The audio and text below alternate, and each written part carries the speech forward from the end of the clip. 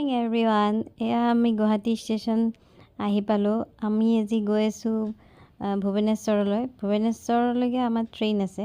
তাৰ পৰা আকৌ আমি বেলেগ গাড়ী লৈ পেলাই পুৰীলৈকে যাম। এয়া আমি আহি পালোঁ ষ্টেচন।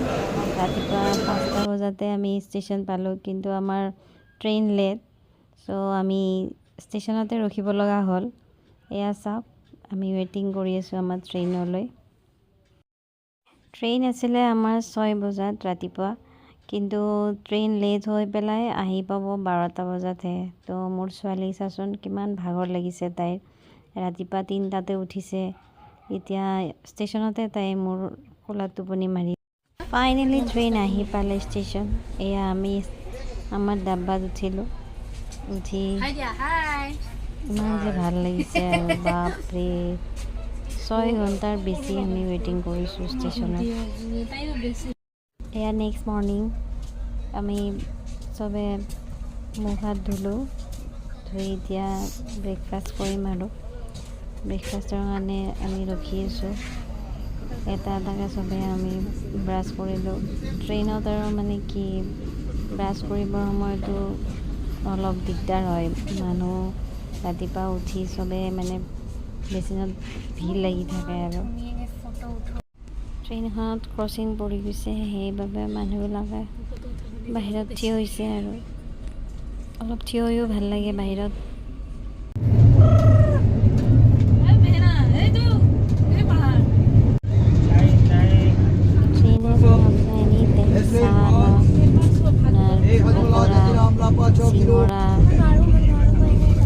যি বিচাৰে আপুনি শ্বপিঙো কৰিব পাৰিব। আমাৰ মানে বেপাৰীটো সোমাইছে, বেডশ্বীটৰ বেপাৰী, মোবাইলৰ এচেছৰিজ, আপোনাৰ লাইট, টৰ্চ লাইট, এইবিলাক চব। আৰু এতিয়া মই লৈছোঁ মেগী, মোৰ অলপ ভোক লাগি গ'ল। আমি এতিয়া পামেই আৰু বেছি টাইম নাই। এয়া চাওক, ফাইনেলি আহি পালোঁ ভুৱনেশ্বৰ ষ্টেচন। উফ, কিমান যে ভাল লাগিল ষ্টেচন পোৱাৰ লগে লগে। মানে কি ক'ম আৰু, ফিলিংটোৱে বেলেগ।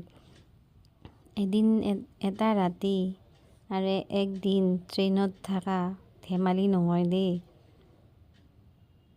আৰু এতিয়া 4টা বাজু হৈছে আৰু এয়া আমি ষ্টেচনত বহি আছোঁ।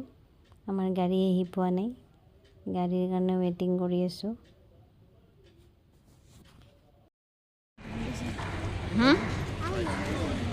এইপিনে বহা তুমি, বহ।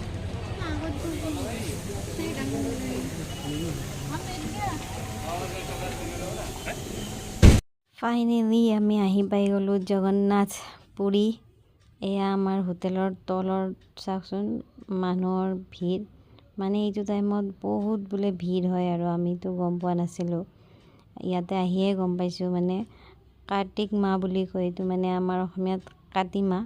তো কাতি মাহত বহুত ভিৰ হয় ইয়াতে, মানুহৰ সমাগম বহুত বেছি। আৰু এতিয়া কালি দৰ্শন কৰিব কেনেকৈ পাৰোঁ তাকে ভাবি। নেক্সট ভিডিঅ'ত মই দেখাম আপোনালোকক মই জগন্নাথ মন্দিৰ দৰ্শন কৰা ভিডিঅ'। তো আজিলৈ good night, thank you for ৱাচিং।